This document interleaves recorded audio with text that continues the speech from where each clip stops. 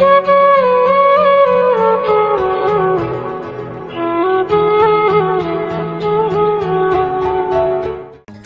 Viewers, আমাদের চ্যানেলের ভিডিওর নোটিফিকেশন সবার আগে পেতে চাইলে নিচে থেকে সাবস্ক্রাইব বাটনটি ক্লিক করে পাশে থাকা বেল আইকনটি বাজিয়ে দিন। আর হ্যাঁ, ভিডিওতে লাইক দিয়ে শেয়ার দিতে মোটেও ভুলবেন না কিন্তু। শেষমেশ বলে ফেললো, এভাবে চুপচাপ কেন? কেন ভাল লাগছে না? মোটেও না, তোমার চুপচাপ দেখলে আমার অস্থির অস্থির লাগে। বিনিময়ে দুষ্টু হাসলো আয়াত, তাই একটু ঝুঁকে এলো মাইশার দিকে। এরপর মৌনতা কাটিয়ে বলল, তো তোমায় আর একটু অস্থির করি, কি বলো? চোখ ছোট ছোট করে ফেললো মাইশা, ঠোঁট কামড়ে তাই বলল, তুমি অসভ্য হচ্ছ দিন দিন। এইভাবে বলো না মাইশু পাখি, তোমার এই ঠোঁট কামড়ে কথা বলার ধরন দেখে কবে যেন আমি উন্মাদ হয়ে যাই। আয়াতের শীতল কণ্ঠে তুমুল লজ্জা গ্রাস করে নিল মাইশাকে। ছেলেটার তীব্র পুরুষালী ঘ্রাণ ওকে এক মোহে যেন আবিষ্ট করে ফেলেছে। চোখে মুখে কেমন যেন প্রেমময় অনুভূতি। সেই দৃষ্টিতে তাকানোর সাহস যেন মাইশার নেই। ঘুমু ঘুমু চোখ নিয়ে নিচের রুম থেকে বের হলো মাইশা। গতকাল আধা ঘন্টার জন্য আয়াতের সাথে দেখা করে আর ভালো মতো ঘুম হয়নি, তাই তো বেলা 10:30 বাজে সামাদ অর্পি টেনেও ওকে ওঠাতে পারল না। বেশ কিছুক্ষণ পর মাইশা যখন অনুভব করলো ওই দুইটার কোনো সারা শব্দ নেই, পিটপিট করে চোখ খুললো। তাই ওয়াশরুমে কেউ গুনগুন করে গান গাচ্ছে শাওয়ার ছেড়ে। মেয়েটা নিশ্চিত পৃথা। তাই মাইশা সামনের রুমের বাথরুম থেকে মুখ ধুয়ে বেরিয়ে এলো বাইরের দিকে। সকালের মিষ্টি রোদ্দুরটা সবুজ ঘাসের উপর পড়াতে চমৎকার লাগছে। কিচেন সাইড থেকে এক মহিলা গরম ঘাসের উপর লম্বা লম্বা পা ফেলে এগোতে লাগলো সুপারি বাগানের দিকে। সেখানে স্তম্ভিত হয়ে যায় মাইশা, কেননা নুহাস, আনান আর সামাদের কান চেপে দাঁড়িয়ে আছে। এমন দামড়া দুটো ছেলের কান চেপে ধরার দৃশ্যতে মাইশা যেন অবাক না হয়ে পারল না। নুহাসের ঠিক পিছন বরাবরই মুখে একটা শয়তানি হাসি চেপে দাঁড়িয়ে আছে অর্পি। মাইশা দ্রুত পথে সেই প্রান্তে গেল ঘটনাটি বোঝার জন্য। আনান আর সামাদ হাহাকার সুরে বলছে, এইবারের মতো মাফ করে দেন ভাই, আমরা ছোট মানুষ। নুহাস ধমক মেরে বলল, তোমরা আর ছোট? ইয়া মাবুদ, তোমাদের মতো দামড়া ছেলেগুলো ছোট হলে তো পোলাপান্ডা হারপিক খেয়ে সুইসাইড করবে। ভ্রু কুচকে ফেললো মাইশা। নুহাস, আনান, সামাদ এদের সব বিষয়বস্তুই মাইশার ধারণার বাইরে, তাই বিচলিত হয়ে বলে উঠল, কি হয়েছে ভাই? এই গবেটগুলোকে জিজ্ঞেস করো, এমনিতেই তো আমার সামনে না। আর গত রাতে গলা টিপে দুইটারে পাবজি খেলছে। শেষ রাতে বারান্দায় বসে বসে কান ঝালাফালা হয়ে গিয়েছিল আমার। তখনই ঠিক করি সকালটা একবার হোক দুইটারে সাইজ করব। আনান আবার বলল, দরকার পড়লে আপনার কথায় আর জীবনও পাবজি খেলবো না ভাই, আপনার ভবিষ্যৎ পোলা মাইনের কসম। এক থাপ্পড়ে তোমাদের দাঁত ফেলে দিব আমি। বদমায়েশের দল, সক্ষম করার জন্য আর মানুষ পাও না। নুহাস, আনানের এসব দৃশ্য আর নতুন না। এদের দেখলেই মানুষের একটা বিষয়ের কথা মনে পড়বে, বাঘ আর বিড়ালের বাচ্চা। অর্পি দুইটাকে নুহাসের অগোচরে ভেঙচি মেরে মাইশার উদ্দেশ্যে বলল, এই মাইশু, রান্নাঘরে চল তো, খিদাই পেটটা আমার রীতিমতো ডিস্কো ডান্স শুরু করতেছে। চল তাহলে। ডাইনিং টেবিলের এই বিশাল আসরে খাওয়া হচ্ছে কম আর কথা হচ্ছে বেশি। কেউ না বসে থাকে সেটা হলো অর্পির বোন ওরিয়ার আমেনা বিবি। আনানের ভাষ্য মতে 7ম শ্রেণী পড়ুয়া এই দস্যু মেয়েটা পুরোই অর্পির মায়ের মতো ব্যস্ততম মহিলা হবে ভবিষ্যতে, যেদিকে অর্পি পুরোটাই উল্টো। এটা নির্বিকারে পরোটা ছিঁড়ে ছিঁড়ে বুটের ডালের সাথে খাচ্ছে। আজ বাদে কাল পরশু গায়ে হলুদ, আর আয়োজন এখনো শেষ না হওয়াতে চিন্তায় বিভোর হয়ে গিয়েছেন শারমিন বেগম। নিজের বড় ছেলের বিয়ে এতটা জাঁকজমকপূর্ণ না করলেও সাদামাটা ভাবে করার চিন্তা ভাবনা নেই তার। কিন্তু এত কিছুর ভিতরেও রহমান সাহেব নিশ্চুপ, বলতে গেলে অনেকটাই নিশ্চুপ। মাইশা, নুহাস দুজনেই 2-3 বার পরখ করেছে বাবার এই মৌনতা, কিন্তু বিয়ের আমেজে সবাই এতটাই বিভোর যে সেই মৌনতার দিকে ভ্রুক্ষেপ করার সময় যেন কারোর মধ্যে নেই। নুহাস বিনয়ী ভঙ্গিতে বলল, আব্বু, তোমার শরীর কি খারাপ লাগছে? নুহাসের কণ্ঠে আলোচনা থামলো মিজান সাহেব আর রাহিলা বেগম। আরিয়া, অর্পি, আমিনা বিবিও সেখানে নজর দিয়েছে। রহমান সাহেব গম্ভীর ভাবে এক গ্লাস পানি পান করলেন। অর্পির মা বলে উঠল, ভাইজান, প্রেশার বেড়েছে নাকি ওষুধ আনবো? না, তেমন কিছু না। রহমান সাহেবের গম্ভীর কণ্ঠ, চোখের মধ্যিখানে একরাশ চিন্তাগ্রস্ততা ফুটে উঠেছে। নীরবতা কাটিয়ে তিনি বলে উঠলেন, মাইশার জন্য যে ছেলে ঠিক করেছিলাম সে আগামীকাল আসছে এখানে। বিস্ময়ে চোখ বড় বড় হয়ে এলো সবার। মাইশা, আনান, সামাদ, অর্পি, পৃথার মনে রীতিমতো উত্তেজনার জোয়ার শুরু হয়ে গিয়েছে। মাইশার এই ছেলের কথা তো এক পলক ভুলেই গিয়েছিল, আর ভুলবে নাই বা কেন? ইন্টারের দ্বিতীয় বর্ষে পড়াকালীন এই ছেলের কথা বলেছিল বাবা। ঘটকালি করেছিল পাশের বাড়ির জামান আঙ্কেল। ছেলের সম্পর্কে ওনার ভাতিজা হয়। কয়েক বছর যাবৎ দেশের বাইরে গিয়েছিল পড়াশোনার জন্য। ছেলের চাকরি বাকরি হয়ে ইউরোপের একটা হলেও তখন সম্মতি জানাননি, বলেছিলেন মেয়েটাকে আরো পড়াশোনা করাবেন। আয়াতর জীবনে আসার বেশ কয়েক বছর আগের ঘটনা এগুলো। সেই সুবাদে মাইশা ভুলেই গিয়েছিল এটার কথা। হুট করে রহমান সাহেবের এই কথা বলাতে গায়ে হিম ধরে যায় মাইশার। শারমিন বেগম বিচলিত হয়ে বললেন, নুহাসের আব্বু বলছিলাম কি, এখন নুহাসের বিয়েটা আগে হোক, তারপর না হয় মাইশারটা আগায়। আমি কি বলেছি যে ছেলে আসলেই বিয়ে দিয়ে দিব মাইশার সাথে? জামান সাহেব অনেক আগে এই সম্বন্ধটা নিয়ে এসেছেন, আর আমাদের প্রতিবেশী হওয়ার সুবাদে তো তাকেও দাওয়াত দেওয়া হয়েছে নুহাসের বিয়েতে। এখন জামান সাহেব যদি স্বেচ্ছায় ছেলে সহ ছেলের মা বাবাকে নিয়ে এখানে আসতে চায়, তো আমি কিভাবে না করতে পারি? যুক্তি আছে ওনার কথায়। পরিপ্রেক্ষিতে শারমিন বেগম তাই কিছুই বললেন না। মাইশা নির্বাক হয়ে কথাগুলো শুনছে। আনান, সামাদ ইশারা করছিল মুখ ফুটে কিছু বলার জন্য, কিন্তু ওর মুখে দিয়ে একটা স্বরও বের হয়নি। আয়াত, শাওন দুজনেই ডেকোরেটিং এর ব্যবস্থার জন্য ঢাকা গিয়েছে লোক আনার জন্য, অথচ এই সময় সবচেয়ে বেশি প্রয়োজন আয়াতকে। মনে মনে নির্লিপ্ত শ্বাস ছাড়ল মাইশা। বাবাকে এবার সত্য কথা বলতেই হবে। মধ্য দুপুরে ভ্যাপসা গরমে চারপাশে বিতৃষ্ণা জেগে উঠেছে। আশেপাশে কোনো প্রকার কোনো বাতাসের অস্তিত্ব নেই। ইঙ্গিত দিচ্ছে নিম্নচাপের কারণে সন্ধ্যার পর ভয়াবহ এর বৃষ্টি হবে। সেই তাণ্ডবে পুনরায় শীতল হয়ে উঠবে সর্বত্র। আজকাল আবহাওয়ার কোনো ঠিক ঠিকানা নেই। প্রকৃতির স্বতন্ত্র বৈশিষ্ট্য অতুলনীয়ভাবে যেন বদলে যাচ্ছে। বার কয়েক বড় বড় নিঃশ্বাস ফেলে বাবার কাছে যেতে ইচ্ছুক হলেও যেতে পারল না। দরজার সামনে নীরব মূর্তির মতো ঠাই হয়ে দাঁড়িয়ে আছে। মনে বিস্তার করছে অজানা কিছু ভয়। কোনো খারাপ পরিস্থিতির সম্মুখীন হবে না তো? বাবা যদি আয়াতকে না মেনে নেয়? ভাবতেই কাঁপুনি ধরে গেল মাইশার। রহমান সাহেব আরাম গদিতে বসে পিছনে মাইশার উপস্থিতি অনুভব করতে পেরেছিল, তাই শীতল কণ্ঠে বলল, কিছু বলবে মামনি? হ্যাঁ হ্যাঁ হ্যাঁ। মাইশার ইতস্তত কণ্ঠ। রহমান সাহেব ইশারায় ভিতরে আসতে বললেই মাইশা নীরবে নিভৃতে বাবার মুখোমুখি হয়ে বসে পড়ল। মনে বিরাজ করছে টান টান এক উত্তেজনা। দৃষ্টি নত করে বলে ফেলল, আব্বু, আমি একজনকে ভালোবাসি। বলেই কণ্ঠস্বর মিহি করে ফেলল সে। বাবার দিকে তাকানোর ক্ষমতাটি। রহমান সাহেবও কিছুক্ষণ চুপ করে রইলেন, মুখে অদ্ভুত এক হাসি। ছেলেটা আয়াত, তাই না? বিস্ময়ের চরম প্রান্তে এবার মাইশা। নত করা দৃষ্টি এখন অদ্ভুত আকারে বিকট রূপ নিয়েছে। বিনিময়ে যে কেমন প্রতিক্রিয়া করতে হবে মাইশা যেন তা ভুলে গেল। তবুও আপ্লুত হয়ে বলল, তুমি কিভাবে? আমার মেয়ে তুমি মাইশা। একজন বাবা কোনো ছেলের সাথে তার মেয়ের কথা বলার ধরন দেখেই বুঝতে পারে তাদের সম্পর্ক কেমন।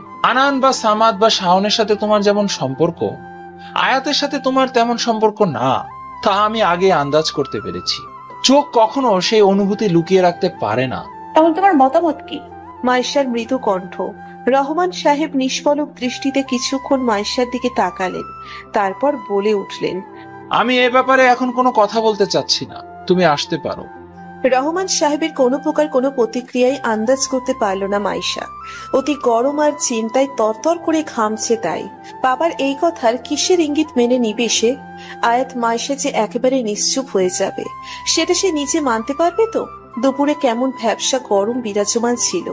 রাতের গহীনে এবার ঝমঝমিয়ে পড়েছে বৃষ্টি। নুপুরের ন্যায় সেই প্রতিধ্বনিগুলো মধুময় চমকারের সুরে বেঁচে উঠছে। জানালার কপাটগুলো তাই ভারী খাচ্ছে বারবার।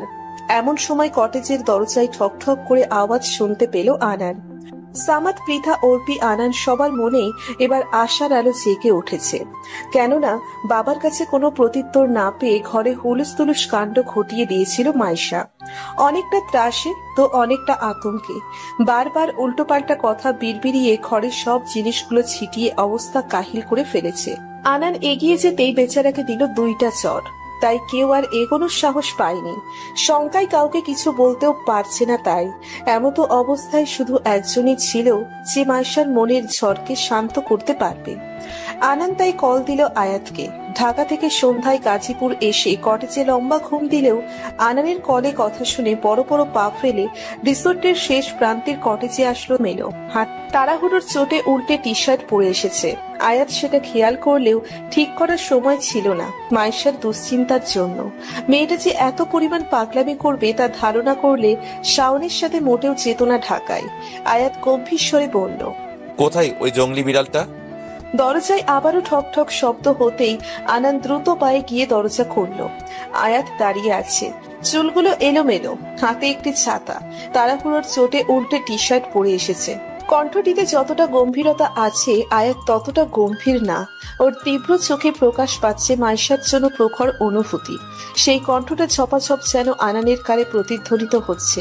নির্লিপ্ত সুরে তাই বলল, ভেতরে রুমে আছে ভাই। আয়াত নির্বিকারে বড় বড় পা ফেলে প্রবেশ করলো ভেতরে। মাথাটা ভন ভন করছে আনানের কথা শোনার পর। কি এমন হয়েছে যে মাইশা থম মেরে ঘরে বসে থাকবে? অন্য 4-5টা মেয়ের মতো গভীর আবেগ বিষয়টি মাইশার মধ্যে নেই। দরজার সামনে দাঁড়ানো আয়াত, দরজাটা আটকানো থাকলেও লক করা না। কিন্তু কেউই মাইশার অতিরিক্ত রিয়াক্টের জন্য কাছাকাছি যাওয়ার সাহস পায়নি। চোখজোড়া প্রখর হয়ে এসেছে আয়াতের। কপালে পড়েছে সূক্ষ্ম এক ভাঁজ। আছড়ে পড়া বৃষ্টির পানিতে চুলগুলো হালকা ভিজে যাওয়াতে ছেড়ে নিল তাই। তারপর আনান, সামাদ, পৃথা আর অর্পির উদ্দেশ্যে বলে উঠল, 8 ঘন্টা সময় দাও আমাকে, ব্যাপারটা আমি দেখছি। বলেই দরজা খুলে রুমে ঢুকলো আয়াত। দরজাটা লাগিয়ে দিল নিঃশব্দে। আনান, সামাদ, পৃথা, অর্পি প্রত্যেকের মুখশ্রীতেই খানিকটা গ্লানি। মনে মনে তাই বলতে থাকলো, সব যেন ঠিক হয়ে যায়। বর্ষণ বিষয়টাকে বলা হয় প্রেমের এক সুবিশাল ইঙ্গিত। সকল মায়া অনুভূতি যেন এই বর্ষণের জন্যই জর্জরিত হয়ে থাকে। রাত যতই গহীন হচ্ছে বৃষ্টির প্রকোপ ততটাই বাড়ছে। ঝোড়ো হাওয়ায় বয়ে চলছে হু হু করে। ঘরের টিমটিমে লাইটের আলোতে মাইশার এই ঘরটিতে আলো আধারের নিবাস মনে হচ্ছে। আয়াত মৃদু পায়ে এগিয়ে গেল মাইশার দিকে। মাইশা নির্বিকার, হাঁটুতে মুখ গুজে প্রাণহীন বস্তুর মতো বসে আছে। ক্ষণে ক্ষণে ভেসে আসছে ফোপানির শব্দ। মেয়েটার এমন দৃশ্য দেখে বুকটা অজান্তেই ধক করে উঠল আয়াতের। এমন তো হওয়ার কথা না। যতই হোক নিজেকে সকল পরিস্থিতিতে শক্তপোক্ত মানুষ হিসেবে বিবেচনা করে আয়াত। তবে এত বছরের এই দুর্গম ধারণাটি কি ভুল প্রমাণিত হলো? ঘরে কারো উপস্থিতি টের পেয়ে মাইশা তাই হালকা মাথা তুলল। মাথাটা যন্ত্রণায় ফেটে যাচ্ছে। এ আর নতুন কিচ্ছু নয়। দুশ্চিন্তা হলেই মাথার স্নায়ুতে চাপ পড়তে অসহ্য যন্ত্রণা অনুভব করলো মাইশা। ভাবতেই বুকে যেন চেতনার জোয়ার প্রবল হারে বৃদ্ধি পেতে লাগলো। আয়াত খাটে বসলো নিষ্পলক ভঙ্গিমায়। চোখের অবিচল দৃষ্টি গেঁথে রেখেছে মাইশার ভেঙে পড়া মুখটির দিকে। মাইশা কিছু না বলে আয়াতের বুকে মুখ ডুবিয়ে নীরবে বসে থাকলো। এখন এই ছেলেটার এক চিলতে মাতাল করা ঘ্রাণ ওর অনুভব করা প্রয়োজন, না হলে রুদ্ধশ্বাসের শিকার হয়ে হয়তো নিশ্চল হয়ে যাবে। আয়াতের চোখে মুখে অবসাদ। ঠোঁট চেপে মৃদুভাবে মাইশাকে সামলে নেওয়ার চেষ্টা করছে। সুবিস্তর কেশে হাত বুলিয়ে দিচ্ছে নিবিড় ভাবে। মাইশাইতে আয়াতের পিঠ আরো জোরে আঁকড়ে ধরে বুকে মুখ গুজল। অতিরিক্ত ভয়ে দুশ্চিন্তায় চেতনাহীন হয়ে পড়ছে মেয়েটা। কি হয়েছে মাইশু? আয়াতের শীতল কণ্ঠ। এই কণ্ঠে কোনো বিচলতা নেই, আছে শুধু প্রবল আশ্বাস। মাইশা বুকে মুখ গুজেই বলে উঠল, বাবা সকালে বিয়ের কথা বলেছে, আগামীকালই আসবে। আয়াত নির্বিকার ভাবে বসে রইল। তখনও আপন মনে মাইশার চুলে হাত বুলিয়ে দিচ্ছে। মাইশা এবার যেন অবাক না হয়ে পারল না, তাই আবারও বলল, শুনেছ কি বলেছি? শুনলাম তো। তাহলে কিছু বলছো না কেন? আয়াতের এই নির্বিঘ্নতা যেন ত্রাসের সঞ্চার করছে মাইশার মনে। এই বর্ষণময় রাতের ন্যায় উথাল পাথাল করছে ওর মনের ঢেউ। আয়াত নিষ্পলক দৃষ্টিতে অল্পক্ষণ তাকিয়ে রইল মাইশার দিকে। এই দৃষ্টি কোনো স্বাভাবিক দৃষ্টি না, গভীর সম্মোহিনী দৃষ্টি। নিজের সূক্ষ্ম ঠোঁটচোরা হালকা চিপ দিয়ে ভিজিয়ে নিল আয়াত। তারপর বলে উঠল, আমি জানি যে তুমি এক্ষেত্রে চুপ থাকার মতো মেয়ে না। কি বলেছো খালুকে? যা যা বলার কথা। বলেই আয়াতের বুকে পুনরায় মুখ গুজল মাইশা। জানালাটি কাছাকাছি থাকার কারণে বাতাসের উত্তাল প্রবাহে বৃষ্টির ঝিরিঝিরি পানি মৃদুভাবে আছড়ে পড়ছে সর্বাঙ্গে। এই এক একটা অতি ক্ষুদ্র পানির কণা হিমশীতল বরফের মতো মনে হলো আয়াতের কাছে। কিছু মাইশার শরীরের উষ্ণতায় তা ধরা দিচ্ছে না। সাংঘাতিক মেয়ে তো। অতিরিক্ত চিন্তায় জট্টর বাঁধিয়ে দিল। বাবা এখনো কিছু বলেনি এ ব্যাপারে। অদ্ভুতভাবে সে সব জেনেও বিন্দুমাত্র আমাদের আন্দাজ করতে দেয়নি। তাই সেই প্রশস্ত বুকে সশব্দে একটা কিল মেরে বলে উঠল, এভাবে চুপ হয়ে আছো কেন? টেনশন, আমার নিঃশ্বাস বন্ধ হয়ে আসছে যে বাবা না মানলে কি হবে। কেননা আর যাই হোক, বাবার বিরুদ্ধে গিয়ে আমি একটা স্টেপও নিতে পারবো না, সেদিকে কোনো খেয়ালই নেই। খেয়াল আছে তো? কোথায়? এই যে আমার মাইশু পাখির দিকে। আয়াতের প্রখর কণ্ঠ। মাইশা ছট করে সরে এলো আয়াতের কাছ থেকে। টিমটিমে আলোতে ছেলেটার গভীর সম্মোহিনী কথাগুলো মাদকময় লাগছে মাইশার কাছে। আয়াতের মুখশ্রী দুর্বল, কেমন যেন ক্লান্ত পরিশ্রান্ত। উল্টো টি শার্টটির বোতাম ভেতরের দিকে, বিধায় উজ্জ্বল বুকের অনেকাংশ স্পষ্ট দেখা যাচ্ছে। ছোটবেলায় একবার আম গাছ থেকে পড়ে যে ক্ষতটি হয়েছিল, বুকের এক প্রান্তে তার আংশিক দাগটি এখনো যায়নি। আয়াত চুলগুলো পিছনে ঠেলে দিয়ে অপার্থিব নয়নে বলল, কে কি বললো সেদিকে খেয়াল রাখতে চাই না আমি। আমার সামনে যে উদ্ভট পাগল মেয়েটা বসে আছে না, আমি শুধু ওর খেয়াল রাখতে চাই। যতই ওকে জঙ্গলি বিড়াল বলি না কেন, দিন শেষে এই মানুষটিকে আমার হৃদ মাজারে রাখতে চাই। অকপট একটি কথা বলতে চাই যে হৃদ মাজারে তুমি ছিলে, আছো এবং থাকবে। কি পরিশ্রান্ত এই কথাগুলো! আয়াত যতবারই কথাগুলো বলার জন্য অদ্ভুতভাবে ঠোঁট নাড়িয়ে চলছিল, ততবারই বুকে তোলপাড় শুরু হয়েছে মাইশার। আচ্ছা, এই ঠোঁটচোরার মায়াবী স্পর্শ তো আজও অনুভব করতে পারেনি মাইশা। তবে এখন এই ঠোঁটচোরা ছুঁইয়ে দিলে কি বড়সড় কোনো ভুল হয়ে যাবে? আয়াত আবারও বলল, এ ব্যাপারে আর কোনো কথা হবে না মাইশু পাখি। আগে দেখো খালুজান কি বলে। শুরুতেই ভয় পেলে চলবে নাকি? চোখে ঘুম ভর করেছে মাইশার। মাথার ভোঁতার যন্ত্রটিও যেন কয়েকাংশে বৃদ্ধি পেয়েছে। আয়াত ধীর স্থিতে শুইয়ে দিল মাইশাকে বিছানায়। মাথার নিচে কোমল বালিশের স্পর্শে এখন অনেকটা আরাম লাগছে ওর। আয়াত খাটের পাশে দাঁড়িয়ে সামান্য ঝুঁকে এলো মাইশার দিকে। ওর উষ্ণ নিঃশ্বাস এলো পাথারি ভাবে গ্রাস করে নিচ্ছে মাইশার মিহিয়ে পড়া মুখশ্রীতে। ঘুমিয়ে পড়ো এখন মাইশু পাখি। আয়াতের সম্বোধনে মনে মাইশার প্রশান্তি কাজ করছে। চোখ দুটো নিভে আসছে ম্লান ভাবে। আরো কিছুক্ষণ জেগে থাকতে চাই মাইশা, চাই আয়াতের ঘোর লাগানো কথাগুলো উপভোগ করতে, আরো কিছুক্ষণ ছেলেটার সঙ্গ পেতে। মাইশা জানে এখন ঘুমিয়ে পড়লেই আয়াত পৃথা অর্পিকে ডেকে চলে যাবে। যাওয়ার আগে সবাইকে বলে দিবে, ওর যেন বিন্দু পরিমাণ ঘুমাতে কষ্ট না হয়। খেয়াল রেখো পজিটার। এটাই তো প্রেমিকের সংজ্ঞা। সর্বদা নির্বিকার প্রখর থাকলেও প্রেয়সীর জন্য উজাড় করে দেবে সর্বস্ব ভালোবাসা। ইস, ঘুমানোর আগে একবার শুধু আয়াতের যত্নে করা এই কথাগুলো শুনতে পারত। হরেক রকম মেঘের সমাহারে এ যেন এক রক্তিম গোধূলি বেলা। পশ্চিমা আকাশটি অপার্থিব সুন্দর মনে হচ্ছে। ডুবন্ত সূর্যের দৃশ্যে দেখা যাচ্ছে দু কয়েক ডানা চাপটানো পাখি। সে দেখবে, সে একটা কথাই বলবে, মাশাআল্লাহ, সৃষ্টিকর্তা কত যত্নের সাথেই যেন এই পৃথিবী বানিয়েছে। সন্ধে পড়বে পড়বে ইতিমধ্যেই হলুদের আমেজ শুরু হয়েছে চারিপাশে। স্বভাবতই হলুদের অনুষ্ঠান হয় অনেক রাতে, কিন্তু এই রিসোর্টের অথরিটি স্পষ্ট ইঙ্গিত দিয়েছে যে 12টার পর কোনো হৈহুল্লোড় করলে এই এলাকার উপরস্থ কর্মকর্তার কাছে জবাবদিহিতা করতে হবে। রহমান সাহেব এইসব ঝামেলা 12টার পূর্বেই শেষ করবেন। গত 2 দিনের তুলনায় আজ সকাল থেকেই মেহমান আসা শুরু করেছে পুরো দমে। অর্পি চাচা মামারা থেকে শুরু করে নুহাসের চাচা ফুপি সবাই। আনান সামাদের পরিবারও এসেছে, এমনই পৃথারও। যদিও পৃথার বিয়ের আসর থেকে পালিয়ে আসার জন্য ওর ওপর সবার ক্ষোভ জমলেও কলেজের অধ্যাপক আনানের বাবা তা সামলে নেন সুনিপুণ ভাবে। তাই পরবর্তীতে এই নিয়ে আজ ঝামেলা হয়নি। তবে এত মানুষের ভিড়েও মুখে ম্লান হাসি নিয়ে ঘোরাঘুরি করেছে মাইশা। কেননা আজ সকাল থেকে আয়াত ওর সাথে কোনো কথা বলেনি, এড়িয়ে গিয়েছে তা ব্যস্ততার খাতিরে। আর মাইশাও কথা বলার জন্য তেমন একটা চেষ্টা করেনি। হলুদের অনুষ্ঠান চলছে পুরো দমে। একপাশে অর্পি আর একপাশে নুহাসকে বসানো হয়েছে। একে এক করে সবাই ছুঁইয়ে দিয়ে আসছে হলুদ। মাইশা, সামাদ, পৃথা ক্লান্ত ভঙ্গিতে প্রাঙ্গণের এক কোণে বসল। ওদিকে আনার মেকি হাসি দিয়ে নুহাস ভাইয়ের সাথে বসে আছে অনিচ্ছায়। সামাদ অন্য সময় মাইশা এই নিয়ে বিদ্রুপ করলেও আজ মাইশার মন মেজাজ ভালো নেই।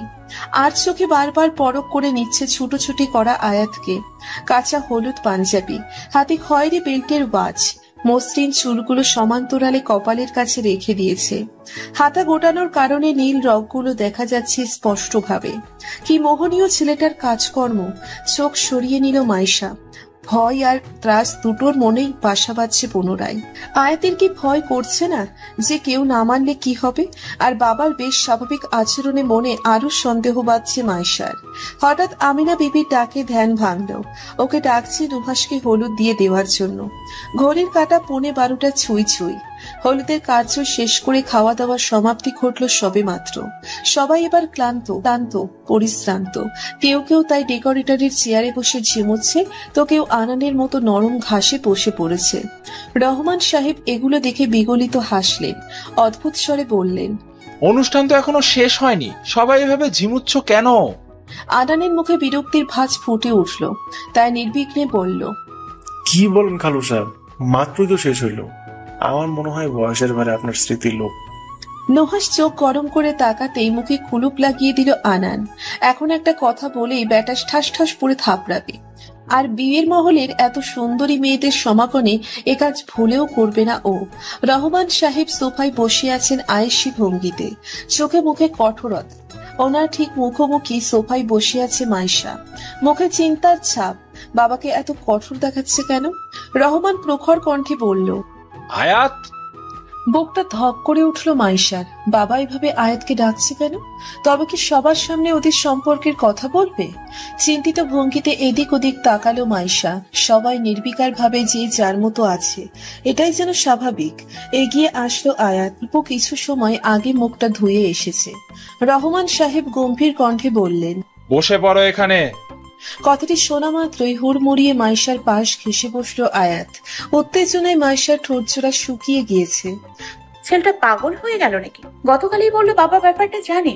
সবার সামনে এভাবে লেপটে বসার কারণটা কি? পূর্বের ন্যায় আবার বিড়বিড়িয়ে আয়াতকে লুচুবাক সম্বোধন করলো তাই। আর চোখে আয়াতের দিকে তাকালো মাইশা। ছেলেটার চোখে মুখে একটা চাপা হাসি। আয়াতের মা হিসিস করে বলে উঠলেন, এভাবে চাপা হাসি হাসছিস কেন বেটা? প্রেম করার সময় কিছু বলিস নাই, এখন আংটি না পরিয়ে হাসা হচ্ছে। এক গেলে হবু বউয়ের সামনে তোর হাসি উড়িয়ে দেব। আংটি কি পকেটে রেখে ঘুরঘুর করার জন্য দিয়েছি? জলদি আংটিটা ওকে পরিয়ে দে। হতভম্ব হয়ে পড়ল মাইশা। উত্তেজনায় জর্জরিত থাকা এই মস্তিষ্কটির স্নায়ু এবার যেন কাজ করা বন্ধ করে দিয়েছে। এখন সে যেন এক অনুভূতি শূন্য মানবী। আয়াত মাথা নত করে নিজেই ধরে কাছে নিয়ে আসলো মাইশার হাত। অনামিকা আঙ্গুলে সাদা পাথরে কারুকার্জিত এই আংটিটা পরিয়ে দিল সন্তর্পণে। মাইশার কাছে এ যেন এক নতুন অনুভূতি। শারমিন বেগমের কাছ থেকে আংটি নিয়ে সে নিজেও আংটি পরিয়ে দিল সেই কাঙ্ক্ষিত হাতে। সে জানত। মাইশা মৃদু কণ্ঠে বলল, আমাকে আগে বলা হয়নি কেন? আগে বললে কি তোমার ফ্যাকাশে মুখের স্নিগ্ধতা দেখতে পারতাম মাইশু পাখি? আয়াতের ফিসফিসানো কণ্ঠ। কথার আমেজে কেউই এই দুজনের কথোপকথন শুনতে পারেনি। মিহি হাসে মাইশা। আজ এই সময়টা স্বপ্নের মতো লাগছে। কথা হলো আরো কয়েক মাস পর আয়াতের কাজটা সামলে উঠতে পারলেই বিয়ের তোড়জোড় শুরু হবে। মাইশার হাত আরো গভীরভাবে আঁকড়ে ধরলো আয়াত। গহীন কণ্ঠে বলল, এই হাত জোড়ার মানুষটি এখন নিতান্তই আমার প্রাণ প্রেয়সী। আজ নুহাসের বিয়ে। কথাটি শুনলেই হুমায়ুন আহমেদের একটি উপন্যাসের কথা মনে পড়ে যায়। আজ হিমুর বিয়ে। পার্থক্য শুধু একটাই, বইয়ের পাতায় হিমু আর বাস্তবতার পাতায় নুহাস। উৎসবের আমেজে ভরপুর হয়ে উঠেছে সর্বত্র। আর হবে নাই বা কেন? বিয়েতে শুধু দুজনের মধ্যে আবদ্ধ থাকে না, বন্ধন নিবিড় হয় দুটি পরিবারের মধ্যে। মাইশার ভাবতেই অবাক লাগে যে মেয়েটাকে মাইশা সবসময় কানা বান্দর বলে খেপালেও মনের একটা গভীর অংশে গেঁথে আছে, সেই মেয়েটা ওর ভাবি হবে। যে মেয়েটা 19 থেকে 20 হলে কেঁদে বান ভাসিয়ে মাইশা, আনান, পৃথা আর সামাদকে আসতে বলতো, হুট করে সেই মেয়েটাকে কত বড় মনে হচ্ছে। এখন তো সবসময় মাইশা অর্পিকে কাছাকাছি পাবে নিজের ভাবি হিসেবে। তাহলে ওর মনে খুশি নেই কেন? উত্তরটা মনে হয় ওর জানা। কেননা বিয়ের কবুল পর্ব শেষ হলেই আগের মতো উল্লাস থাকবে না এই সম্পর্কে। সামাদ, পৃথা যখন তখন ওকে মায়ের আর ভয়ঙ্কর গালি দিতে পারবে না আনান সব সময় বন্ধুত্বের হাত বাড়িয়ে দিতে। একবার এক ছেলে অর্পির ওড়না টান মেরেছিল বলে কি উড়াধেরা মারটাই না দিল আনান সামাদ। তখন ওরা কলেজে পড়তো। শাস্তি স্বরূপ প্রিন্সিপাল ওদের টেস্ট পরীক্ষা দিতেই না বলেছিল। অন্য সময় সেগুলো মনে করে হাসি আসলেও আজ কান্না আসছে। সবাই নিজেদের ঘরে বসে আছে গম্ভীর স্বভাবে। অর্পিকে কিছুক্ষণ পরে রেডি করাতে হবে। আনান সোফায় মাথা এলিয়ে বসে আছে ক্লান্ত ভঙ্গিতে। এক কালো আকাশ যেন ওর মুখে ভর করেছে। অর্পি বলে উঠল, এমন ভুতুম প্যাচার মতো মুখ করেছিস কেন? মাইশা নিষ্পলক চোখে ওর দিকে তাকিয়ে আছে। অর্পির সাথে ঘেঁষে বসে আছে পৃথা। আনান মৌনতা কাটিয়ে বলল, তোকে মিস করবো রে। এতক্ষণের বিভ্রান্ত হয়ে যাওয়া মুখটা ম্লান করে ফেললো অর্পি। সদর দরজা খোলা আছে বলে বাইরের দিকে মানুষের শোরগোল শোনা যাচ্ছে। অনুমান করে বোঝা গেল শাওনের সম্ভবত বাহিরে লাইটিং এর দোকানের সাথে ঝামেলা হয়েছে, কিন্তু সেদিকে মাইশা বা কেউই কর্ণপাত করলো না। হতভম্ব দৃষ্টি নিয়ে তাকিয়ে আছে আনানের দিকে। আনান আবারও বলল, তোর বিয়ে হয়ে গেলে কি বিয়ের চোখ করে ভুলে যাবে আমাদের? মোটেও না। যদি নুহাস ভাই না করে? চুপ হয়ে গেল অর্পি। আনান আবারও বলল, নুহাস ভাই তো এই জন্মে আমার কাজ কাম পছন্দ করবো না, তাহলে গ্যারান্টি কি যে নুহাস ভাই তোর সাথে আমার বা আমাদের কথা বলতে দিব? দম নিল অর্পি। এই ছেলে নির্ঘাত নিচের হিতাহিত জ্ঞান হারিয়েছে, না হলে এ ধরনের কথা বলার মতো মানুষ আনান না। অর্পি তাই মিহি কণ্ঠে বলল, মোটেও না। নুহাস ভাই আর যাই করুক না কেন, তোকে বিশ্বাস করে সে। হ্যাঁ, উনি হয়তো অনেক রাগী, 19 থেকে 20 হলে চত্থাপ্পর মারতে মোটেই দ্বিধাবোধ করে না। তবুও তুই বলতো, তোর এত আকামের পরও কেন তোরে দিয়ে কাজ করাতো? কেন তোকে বা সামাককে বলতো রাস্তায় বিলম্ব হলে মাইশাকে বাসায় পৌঁছে দিয়ে আসতে? কারণ তোদের দুইটাকে সে খুব বিশ্বাস করে। ঠোঁটে স্মিত হাসি তোলে মাইশা। অর্পির কথায় মেয়েটাকে আজ খুব বড় বড় মনে হচ্ছে। আনানের ক্লান্তিমাখা মুখেও হাসি, এর নিচে কিছুই নেই। এমন ধরনের বন্ধন তৈরি করা আসলে ভাগ্যের বিরাট একটা ব্যাপার। যৌবনকালের দুটো গহীন স্মৃতি পুনরায় চলে প্রেম আর বন্ধুত্বের মাধ্যমে। মানুষের সমাগমে গমগম করছে প্রাঙ্গণ, সবার মধ্যেই তুমুল ব্যস্ততা। তবুও এত কিছুর ভিড়ে নুহাসের এভাবে বসে থাকাতে আরাম লাগছে। যদিও শারমিন বেগম বারবার তাড়া দিচ্ছিল ছেলেটাকে রেডি হওয়ার জন্য, কিন্তু নুহাস ততবারই মিহি গলায় পড়ল, আমার রেডি হতে সময় লাগবে না আম্মু, তুমি অন্য কাজ সামলাও। বিরক্ত হলেন শারমিন বেগম। আজ ছেলের বিয়ে, তবুও একরোখা ভাবটা যেন আর গেল না। শ্বশুরবাড়ির মানুষেরা কি বলবে এসব প্রলাপ করতে করতে তিনি ব্যস্ত ভঙ্গিতে অন্যত্র চলে গেলেন। মাইশা একপাশে বসে মেহেদি পরছে হাতে। সবাই গতকাল মেহেদি পরলেও সে পড়তে পারেনি আয়াতের জন্য। আয়াতের মহান বাণী, সে তার প্রেয়সীকে নিচে মেহেদি পরাবে। সবার সামনে ছুটিয়ে প্রেম করার নাকি মজাই আলাদা। নুহাসের কাছ থেকে একটু দূরত্বে থাকা চেয়ারে বসে আছে মাইশা। বরাবরের পেটের মোড়ায় আয়াত সন্তর্পণে মেহেদি পরিয়ে দিচ্ছে। ছোটবেলা থেকেই আরিয়াকে মেহেদি পরিয়ে দিত বলে এদিক দিয়ে দক্ষতা ভালো না বললেও খারাপ বলা যায় না। মাইশার প্রচন্ড অদ্ভুত লাগছে, একই সাথে অস্বস্তিও। বিয়েতে কর্মরত কিছু মানুষ কাজের ভিড়ে এমন ভাবে ওদের দেখছে যেন এর থেকে মজার বিষয় আর যেন হয় না। আয়াতের চুলগুলো কপালে পড়েছে এলোমেলো ভাবে, পাঞ্জাবির হাতা গুটানো, হাতের আংটিতে মোহনীয় লাগছে রূপে। আয়াত মিহি কণ্ঠে বলল, এই নাও, এক হাতে আমার দেয়া শেষ, আর দেব না। হাতের আঙ্গুলগুলো ব্যথা করছে আমার। যেমন বলছো, যেন আমি বলেছি যেন মেহেদি দিয়ে দাও। খোঁটা মেরে বলল মাইশা। আয়াত হাসে মৃদুভাবে, এতে গালের টোলটি দৃশ্যমান হয়ে উঠেছে। আয়াত আবার বলল, দেখো তো হাতে কিছু খুঁজে পাওনি? কথা অনুসারে মাইশা হাতে ফুটন্ত মেহেদির দিকে তাকালো। অনামিকা আঙ্গুলের এক কোণে সুন্দর করে ইংরেজি অক্ষরে লেখা আছে মাইশায়াত। বাহ, ওদের দুজনের নামের মিল বিন্যাসে এতটা সুন্দর হবে মাইশার ছিল তা অকল্পনীয়। ঠোঁটে বিস্তৃত হাসি ফুটিয়ে তুলল তাই। মৃদুস্বরে বলল, ভালো হয়েছে। শুধুই ভালো? অনেক চমৎকার হয়েছে মিস্টার আয়াত। বিনিময়ে আয়াত ঠোঁট চেপে মৃদু হেসে উঠে দাঁড়ালো। এতক্ষণ বসে থাকাতে শরীরটা ম্যাজম্যাজ করছে। হঠাৎ নুহাসের ক্ষিপ্ত কণ্ঠে আয়াত আর মাইশা দুজনেই তাকালো নুহাসের দিকে। গর্জে বলে উঠল, আব্বু একটু এখানে আসো তো। রহমান সাহেব কাছেই দাঁড়ানো ছিল। ছেলেটা এতটা ক্ষিপ্ত হতে দেখে আন্দাজ করে নিল যে কেন ওনাকে এভাবে ডাকছে।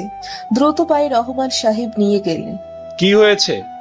ওই বাস্টারটা এখানে কি করছো? নুহাসের চোখ অনুসরণ করে রহমান সাহেব তাকালেন সে পানে। সেই সাথে পাশে দাঁড়ানো মাইশা, আয়াত আর সামাদো। একটা ছেলেকে দেখা যাচ্ছে অর্পির মা আর দাদির সাথে। পরনে কালো শার্ট, চুলগুলো হালকা কোকড়ানো। আয়াত ছেলেটাকে দেখে কিছুই বুঝলো না। রহমান সাহেব বিচলিত কণ্ঠে বললেন, কি বলছো এসব? ছেলেটা অর্পির চাচাতো ভাই, তাহলে সে কি অনুষ্ঠানে আসবে না? তুমি আন্টিকে ইনস্ট্যান্টলি বলে দাও এই ছেলেকে চলে যেতে। একটা মানুষ কতটা রিডিকুলাস হতে পারে। সেদিন মাইশার সাথে অসভ্যতা করার পর আমার মার খেয়ে হাসপাতালে ছিল 7 দিন। এত কিছুর পরও কিভাবে হাসি মুখে আসতে পারে ওই মাস্টারটা? মুখ কালো করে ফেললেন রহমান সাহেব। নুহাসের মুখে স্পষ্ট রাগের আভাস দেখা যাচ্ছে। রহমান সাহেব বললেন, আমার মনে হয় না যে এইবারও মাইশার সাথে কোনোরূপ কোনো খারাপ ব্যবহার করবে। তাছাড়া ওরা এখন আমাদের আত্মীয়। এভাবে ভরা বিয়ে বাড়ির সামনে কিভাবে না বলতে পারি বলো? আর না তুমি এ ব্যাপারে কিছু বলবে। একদিনই তো, তারপর আর মনে হয় না ওর সাথে কোনো যোগাযোগ থাকবে অর্পিতের। আশা করি তুমি বুঝেছো। দমে গেল নুহাস, কেননা কারোর সাথে বিয়াদবি করার মতো শিক্ষা রহমান সাহেব ওকে দেয়নি। মাইশাও দাঁড়িয়ে আছে মৌনভাবে। আয়াত সামাদকে জিজ্ঞেস করলো, কি করেছিল ছেলেটা মাইশার সাথে? আমরা কলেজে পড়াকালীন সময়ে অর্পির জন্মদিনে ওর সাথে পরিচিত হই, আর সে রাতেই মাসুদ মাইশার সাথে অসভ্যতমি করার চেষ্টা করেছিল। ভাগ্যক্রমে নুহাস ভাই সেদিন দেখে ফেলাতে ওই ছেলেকে ইচ্ছে মতো পেটায় ভাই, যার জন্য 7 দিন টানা হসপিটালে ছিল। অর্পির মা এ নিয়ে বেশ লজ্জিত হলেও অর্পির চাচি অনেক কটু কথা শোনাতে চেয়েছিল মাইশাকে। পরে নুহাস ভাইয়ের জন্য সেটা পারেনি। আত্মীয় বলেই অগত্য তাকে দাওয়াত দিয়েছে আন্টি, না হলে আমার মনে হয় না এদের মতো মানুষের আন্টি কখনো দাওয়াত দিবে। মৌনতার সহিত ঠাই ভাবে দাঁড়িয়ে রইল আয়াত। কি ভাবছে সেটা বোঝা বেশ মুশকিল। নুহাস মাইশাকে বলে উঠল, ওই রাস্কেলটার থেকে 10 হাত দূরে থাকবি আজ। বলেই গটগটিয়ে এখান থেকে প্রস্থান করলো সে। মাইশাও রেডি হওয়ার জন্য চলে যেতে নিবে, হাত চেপে ধরলো আয়াত। আগের ন্যায় সেই গহীন সম্মুখনী দৃষ্টি। কপালে সূক্ষ্ম এক চিন্তার ভাঁজ পড়েছে ইতিমধ্যে। হালকা ঠোঁট কাঁপিয়ে শুধু আমার দৃষ্টির নেশা থেকে হারিয়ে কাছাকাছি না থাকলেও চোখে চোখে রাখার চেষ্টা করবে। উফ, এত মোহনীয়তা কেন আয়াতের প্রতিটি বাক্যে? বিয়ে বাড়ির উপলক্ষে মানুষের শোরগোল অনেক। কিছুক্ষণ আগে নুহাস আর অর্পির বিয়ে সম্পন্ন হলো সুনিপুণ ভাবে। কবুল বলার অন্তিম মুহূর্তে অর্পির কণ্ঠে যেন দলা পেকে আসছিল। মাইশা জানে যে এই মেয়ে রীতিমতো ভয় পাচ্ছে। বিবাহ পর্ব শেষ হওয়ার পর সবাই ব্যস্ত হয়ে গিয়েছে বর কনে নিয়ে বাকি অনুষ্ঠান পর্ব শেষ করার জন্য।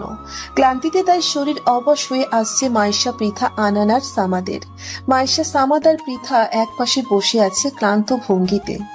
আনান ওদের থেকে অনেকটা দূরেই বসে আছে, একটু মানুষের গমাগম থেকে পরিত্রাণ পাওয়ার জন্য। হঠাৎ একটা সুন্দরী মেয়ের কণ্ঠে ক্লান্ত পরিশ্রান্ত চোখ নিমেষেই খুলে ফেললো আনান। সামনে একটি মেয়ে দাঁড়িয়ে আছে, মুখে অল্প বিস্তর হাসি। সামাদ, পৃথা, মাইশাও সেদিকে ড্যাব ড্যাব করে তাকিয়ে আছে। যে হচ্ছেটা কি? আনান কিছুটা হতভম্ব। মনে মনে ভাবছে এইবার আল্লাহ বোধ হয় ওই সিঙ্গেল থেকে মিঙ্গেল করবে। কেননা ইতিহাস ঘাটলে দেখা যাবে যে দুনিয়ার বড় বড় সম্পর্কের সূচনা এই বিয়ে বাড়িতেই হয়েছিল। আনান মেকি হেসে বলল, জি, একা বসে আছি। ইভেন আমি তো আজীবনই সিঙ্গেল। তো কিছু বলবেন মিস? মেয়েটির মুখের হাসি যেন আরো প্রশস্ত হয়ে উঠল। তারপর খুশিতে গদগদ হয়ে বলল, আনানের মুখটা নিমেষেই অন্ধকার হয়ে গেল। মেয়েটা চলে যেতেই ওপাশ থেকে হো হো করে হেসে উঠল সামাদ, পৃথা আর মাইশা। এ সময় অর্পি হলে তো হাসতে হাসতে শাড়ি নিয়ে লুটোপুটি খেত। আনান মিহি কণ্ঠে বলল, কি যোগাইলো এই পিচি পিচি মায়াগুলো বিয়ে সেরা হলায়, আর আমি এখন একলা একলা ঘুরতেছি। কোথা থেকে আয়াতে সে ধপ করে বসলো মাইশার পাশে। গরমে উত্তপ্ত হয়ে মুখটা কেমন যেন লাল হয়ে গিয়েছে। দুর্বল ভঙ্গিতে মাইশার কাঁধে মাথা এলিয়ে দিল তাই। পাশেই সামাদ আর পৃথা টাই মুখ টিপে হাসছে। মাইশা এবার দাঁতে দাঁত পিষে বলল, এই যে এভাবে কাঁধে মাথা দিয়ে শুয়ে আছো কেন? তো কি করব, বেডরুমে তো আম্মু যেতে দিচ্ছে না। পরে তো ভাবলাম এখানে আমার শাড়ি পরিহিত একটা সুন্দরী বেড আছে, সেখানেই না হলে আমার রাজত্ব শুরু করি।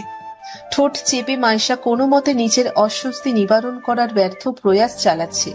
যদিও এখানে মানুষজনের নজর স্টেজে বসে থাকা বর আর কনের দিকে, তাই হয়তো কারো নজর এখানে খুব একটা পড়ছে না।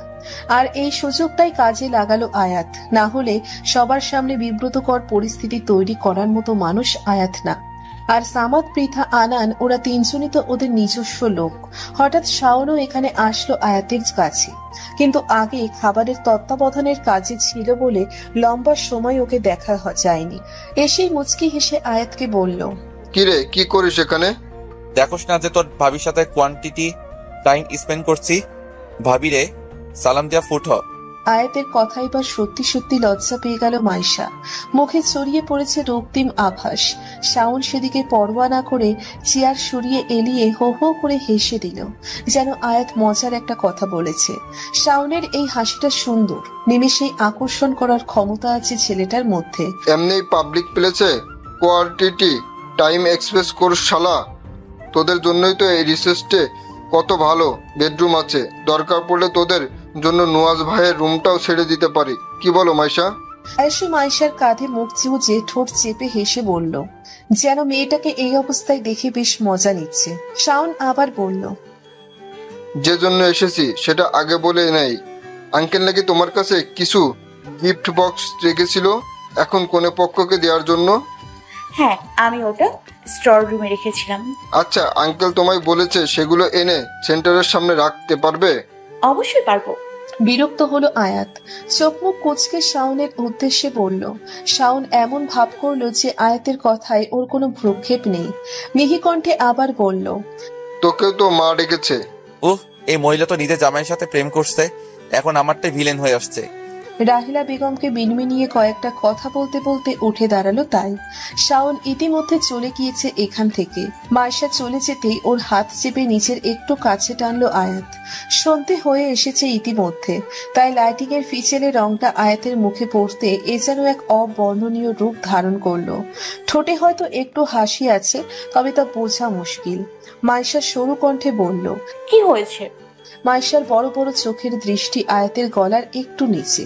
এর ওপরে চোখ তোলবার মতো দমটি যেন ওর নেই। মেয়েটা লজ্জা পাচ্ছে। লজ্জা পেলে ঘন ঘন ঠোঁট কামড়ে ধরে মাইশা।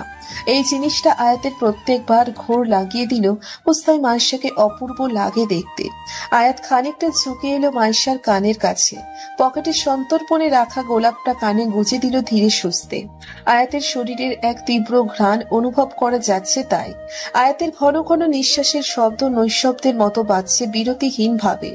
আড়ষ্ট কণ্ঠে আয়াত এবার বলল, আমার মাইশা পাখির জন্য উপহার, অপেক্ষা করব তোমার জন্য পেছনে দিঘির কাছে। বলেই রাহিলা বেগমের কাছে নিঃশব্দে চলে গেল আয়াত। ছেলেটার এসব ছোটখাটো আড়ষ্ট কথাবার্তা সীমাহীন পাগল করে তোলে মাইশাকে। আর বেশি কিছু ভাবলো না। তাই মুচকি হেসে আব্বুর কথা মতো গিফট আনার জন্য তাই চলে গেল স্টোর রুমের দরজা খুলে লাইটটা জ্বালালো মাইশা। এতগুলো বিয়েবাড়ির গুরুত্বপূর্ণ জিনিসের মধ্যে ওই দুটো গিফট বক্স খুঁজতে বেশ বেগ পেতে হচ্ছে ওর। আম্মুর কথা শুনে গিফটটা বেডরুমে ডাকলেই ভালো হতো। বিষয়টি ভাবতে ভাবতে এদিক ওদিক জিনিসপত্র হাতড়ে খুঁজে চলেছে গোলাপি রঙের প্যাকেটটা মোড়ানো সেই গিফট বক্সটা। হঠাৎ ধপ করে দরজা লাগানোর শব্দে কাল না করে পিছনে ফিরল সে। মাসুদকে দেখেই বুকের ঢিপ ঢিপ শব্দটা ক্রমশ বেড়ে গিয়েছে মাইশার। নিঃশব্দে দরজার লক লাগিয়ে সে এগিয়ে আসছে উদ্ভ্রান্তের মতো। মাইশা মনে মনে বলল, এভাবে ভীত হলে চলবে না। এর আগেও এই ছেলেটাও ওর সাথে এরকম করার চেষ্টা করেছে। তাছাড়াও ভীত হওয়ার মতো মেয়ে মাইশা না। তাই চেঁচিয়ে বলে উঠল, তুমি তুমি এখানে কি করছো? আর দরজা লক করেছো কেন? সরো বলছি। মাসুদ হাসল বিশ্রী ভাবে। ঠোঁট কামড়ে মাইশার শরীর ওপর থেকে নিচে এমন ভাবে পর্যবেক্ষণ করলো যেন এখনই কামনার আগুনে ওকে নিঃশেষ করে ফেল। ধিক্কার জানালো মাইশা। তাই নুহাস ভাইয়া আগেই বলেছিল এই ছেলে কখনোই ঠিক হবে না। মাসুদকে ধাক্কা দিয়ে সরে যাওয়ার চেষ্টা করতেই ওকে সজোরে দেওয়ালের সাথে চেপে ধরলো মাইশাকে। যতই হোক, একজন ছেলের শক্তির সাথে একটি মেয়ের পেরে ওঠা আসলেই বেশ দুঃসাধ্য। তবুও আপ্রাণ ছোটাছুটি করে চলছে মাইশা। মাসুদের এক হাত মাইশার দুহাত খামচে ধরে আছে, আর অন্য হাত দিয়ে ওর মুখ চেপে ধরে আছে। মাসুদের বলিষ্ঠ হাতের আক্রমণে চোখ দিয়ে অনবরত পানি পড়ছে মাইশার। মাসুদের তবু ছাড়ার নাম গন্ধ নেই। ওর হাতে সময় কম, আর এই অল্প সময়ের মধ্যে কাজ সারতে হবে। মাইশার চুল টেনে এবার বলল, সেদিন তোর ভাই তোকে শুতে না শুতেই অনেক গরম দেখিছিল না? আজ তো তোরে কুকুরের মতো খুবলে খুবলে খাবো। তখন দেখবো তোর ওই ভাইয়ের দেমাগ কই যায়। নিজের ভাইয়ের নামে এত অশ্রাব্য গালি শুনে মাইশার নিঃশ্বাস বন্ধ হয়ে আসছে। মাসুদ আবারও একটা বিদঘুটে হাসি দিয়ে মগ্ন হয়ে গেল মাইশাতে। শরীরের বিভিন্ন আপত্তিকর স্থানে নিজের নোংরা হস্তের নোংরা ছোঁয়া ভরিয়ে দিয়ে অবিলম্বে মাইশা চাতক পাখির মতো ছুটোছুটি করে চলছে। তাই মাসুদর কোমরের এক পাশ থেকে শাড়ি সরিয়ে খামচে ধরল হিংস্র পশুর মতো। নিজের ঠোঁট দিয়ে আগ্রাসী ভঙ্গিতে শরীরের সকল স্থানে পাগলের মতো শাসন করে চলল। মাইশাকে এত ছুটোছুটি করতে দেখে মেঝেতে ফেলে দিল সজোরে। ব্যথায় কুকিয়ে উঠে না। আজ তো ওর জন্য একটা বিশেষ দিন, ওর ভাইয়ের বিয়ে। সবাই কত আনন্দ করছে সেখানে। হুট করে আয়াতের কথাও মনে পড়ল ওর। আয়াত কি তবে দিঘির প্রান্তরে ওর জন্য অপেক্ষা করছে? অনুভব করতে পারছে মাইশার আগুন বিপদের সম্পর্কে। সেও কি তাহলে ধর্ষিতা উপাধি নিয়ে পৃথিবীর বুকে বাঁচবে? কিভাবে দাঁড়াবে তবে আয়াতের কাছে? হুট করে দরজায় কঠোর শব্দ শোনা যেতে থাকলো ক্রমাগত। হ্যাঁ, কেউ দাঁড়িয়ে আছে বাইরে। গগন বিদীর্ণ কণ্ঠে ডাকছে বারবার, মাইশা।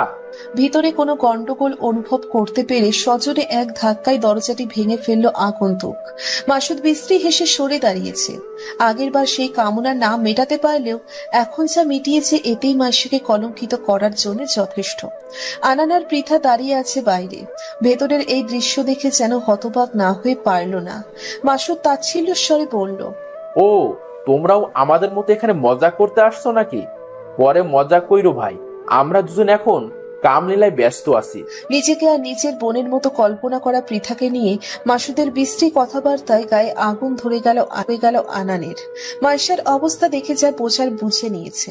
কোনো কথা না বলে মাসুদকে ধরে ইচ্ছে মতো মারতে লাগলো আনান। চেঁচিয়ে বলে উঠল, তার বাচ্চা শালা, তোর আমি জবাই করবো। সাহস কি করে বলি তোরে ওর ছোঁয়ার? আনান এলোপাথারি মেরে চলেছে মাসুদকে। নাক মুখ দিয়ে তাই মাসুদের ছিটকে রক্ত বের হয়ে যাচ্ছে, কিন্তু মাসুদের চোখে মুখে উদ্ভ্রান্তের হাসি। পৃথা জলদি শাড়ির আঁচল টেনে পেঁচিয়ে নিল মাইশাকে। মেয়েটার গলায়, হাতে, কোমরে কামড় আর আঁচড়ের বিশ্রী দাগ বসে গিয়েছে। আনান পৃথা সময় মতো আসার কারণে মাসুদ মাইশার তেমন একটা ক্ষতি করতে পারেনি। দুর্বল ভঙ্গিতে পৃথার শরীরে নিজের শরীর ছেড়ে দিয়েছে মাইশা। এদিকে আনানের অবস্থা বেগতি। মাইশাকে নিজের বন্ধু থেকে বেশি বোন মনে করেছে সে। আর নিজের চোখে এমন নির্মম পরিস্থিতির কথা স্মৃতিচারণ করলেই মারের গতি আরো বাড়িয়ে দেয় আনান। এবার ওকে না থামাতে পারলে সত্যিই পাগলটা উত্তম মধ্যম কিছু করে বসবে। আনান মাসুদের নাকে আর একটা ঘুষি মেরে বলল, লজ্জা করে না নিজের চালাতো বোনের বান্ধবীর সাথে এমন আচরণ করতে?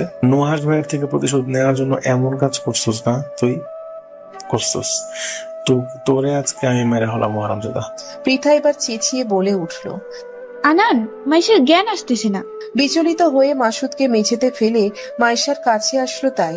ওর এমন অবস্থা দেখে চোখে পানি এসে পড়ছে আনানের। মাইশাকে কোলে তুলে নিয়ে বলল, জলদি ডাক্তারের কল দে, আমি ওর রুমে নিয়ে যাচ্ছি। আর আয়াত ভাইকেও কল দে। আয়াতের নামটা উচ্চারণের সময় আনানের মনে তোলপাড় শুরু হয়েছিল। বেচারা মাইশার এই অবস্থা মেনে নিতে পারবে তো? পিটপিট করে চোখ খুলতেই মাইশার চোখে মুখে আছড়ে পড়ল কারো উত্তপ্ত নিঃশ্বাস। ব্যথায় শরীরে টানাপোড়েন শুরু হয়েছে মেয়েটার। জায়গায় জায়গায় অনুভব হচ্ছে নিবিড় কষ্ট। ধীরে ধীরে চোখ মেলল তাই। আয়াতের বিবরণ মুখখানা দেখা যাচ্ছে একটু কাছে। কি শান্ত আর গহীন তার চোখের দৃষ্টি। হঠাৎ মাসুদের সেই হিংস্র আচারগুলোর কথা মনে পড়তেই সম্বিত জ্ঞান ফিরে পেল মাইশা। সাথে সাথেই উঠে বসে দেখতে থাকে আশেপাশে মাসুদ রয়েছে কিনা। কিন্তু এখানে মাসুদ ছাড়া সবাই আছে। মাইশার বাবা, মা, নুহাস, অর্পি, আনান যাচ্ছে। মাইশা এখনো একটা ট্রমাতে। একটা মেয়ের জন্য সম্মানহানি বিষয়টা যে ঠিক কতটা অপ্রীতিকর সেই জিনিসটা সেই মেয়ে ছাড়া আর কেউ কল্পনা করতে পারবে না। শারমিন বেগম ক্ষণে ক্ষণে হু হু করে কেঁদে উঠছেন। মাসুদের ব্যাপারে উনি জানতেন, কিন্তু বিয়েতে এতটাই চাপ ছিল যে মেয়েটার দিকে এতটাও মনোযোগ দিতে পারেননি কেউ। তাছাড়া ওই ছেলেটা যে স্টোর রুমের অল্প সময়ের মধ্যে এত বড় একটা দুর্ঘটনা রটিয়ে দিবে তা জানলে বিন্দুমাত্র মাইশাকে সেখানে পাঠাতেন না তিনি। আনান খাটের এক কোণে বসে আছে বিধ্বস্ত ভঙ্গিতে। মাইশার এত নিস্তব্ধতা দেখে ছেলেটার প্রাণ শুকিয়ে যাচ্ছে। তবুও কারো মনে যেন সাহস নেই যে মেয়েটাকে কি বলে সান্ত্বনা দেবে। মাসুদ কোথায়? মাইশার শীতল কণ্ঠ। ছেলেটার কথা মনে পড়তেই আয়াতের চোয়াল যেন আরো শক্ত হয়ে উঠল। কিছু বলতে যাবে তখনই নুহাস চেঁচিয়ে বলে উঠল, ওই জানোয়ারে বাচ্চাটাকে মেরে বাইরে ফেলে রেখেছি, এক ফোঁটাও নড়াচড়া করতে পারবে না। ওই হারামজাদা পুলিশ আসুক, এরপরে ওর ব্যবস্থা হবে। আমায় ওর কাছে নিয়ে চলো। মাইশার এরূপ কথাই হক চুকিয়ে গেল সবাই। আয়াত অদ্ভুত চোখে ওর দিকে তাকিয়ে আছে। আয়াত ওর হাত আগলে কিছু একটা বলতে যাবে, মাইশা তখনই হাত সরিয়ে বলল, খবরদার, আমায় কেউ ছোবে না। আয়াত হাত সরিয়ে ফেললো নিজের। মেয়েটা এখনো এই পরিস্থিতিতেই আছে। মাইশা কোনো মতে উঠে সবার সাথে তাই বাইরে প্রাঙ্গণের দিকে গেল। রুমের তুলনায় বাইরে মানুষের পরিমাণ আরো দ্বিগুণ, যেন এখানে কোনো স্টার প্লাসের সিরিয়াল চলছে। ঠিক এমন ভাবে তাকিয়ে আছে মাইশার দিকে। একপাশে দেয়াল ঘেঁষে স্তব্ধ হয়ে বসে মাসুদ।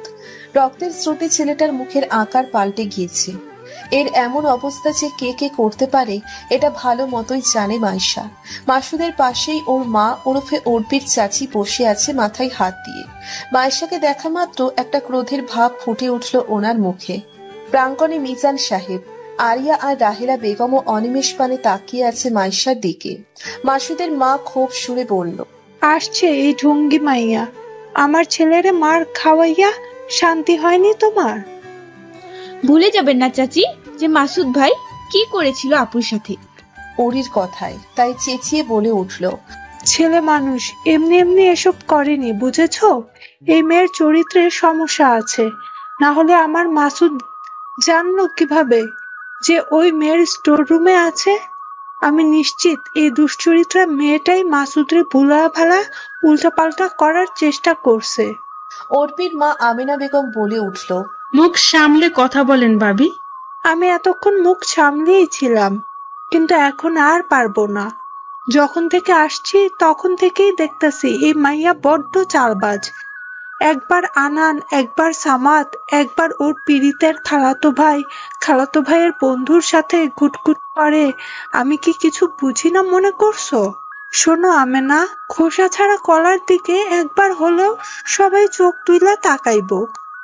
এখন এই মাইয়া যদি আমার পোলার সামনে বুকের আঁচল ফেলা গুটগুট করে, তবে কি আমার পোলায় একটু হলেও মধু খাইতে যাইব না? আগে এরে ঠিক হইতে কও, দুশ্চরিত্রা কোথাকার। আয়াত হাসলো বিব্রত ভঙ্গিতে। মনে পাহাড় সমান ক্ষোভ পুষে রেখেছে। আজ এই মাসুদের মা যদি মুরব্বী মানুষ না হতো, নির্ঘাত আয়াতের হাতে রক্তারক্তি হয়ে যেত। আশেপাশের মানুষও রীতিমতো কানা খোসা শুরু করে দিয়েছে। আয়াত দু কদম এগিয়ে গেল মাসুদের মায়ের দিকে। ভদ্ররূপী এই মহিলাটি সরু চোখে তাকালেন। আয়াত ঠোঁটচোরা হালকা নাড়িয়ে বলল, হয়েছে আপনার কথা। এতক্ষণ আপনি অনেক কিছু বলেছেন, আমরা বোবা মানুষের মতো আপনার কথা শুনছিলাম, বাট আর না। ফার্দার আমি যদি আমার হবু বইয়ের ক্যারেক্টার নিয়ে আপনার কাছে আর একটা কথা শুনি, আমি তবে ভুলে যাব আপনি নুহাশ ভাইয়ের চাচি শাশুড়ি। Got it?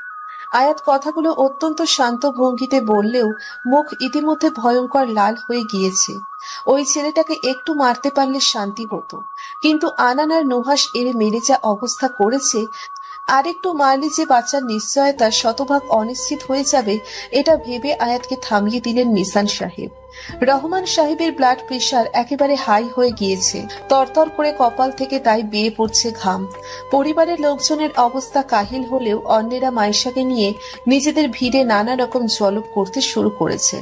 কেউ মেয়েটার অনিশ্চিত ভবিষ্যতের হাহাকার করে, তো কেউ কুৎসা রটিয়ে দেয়।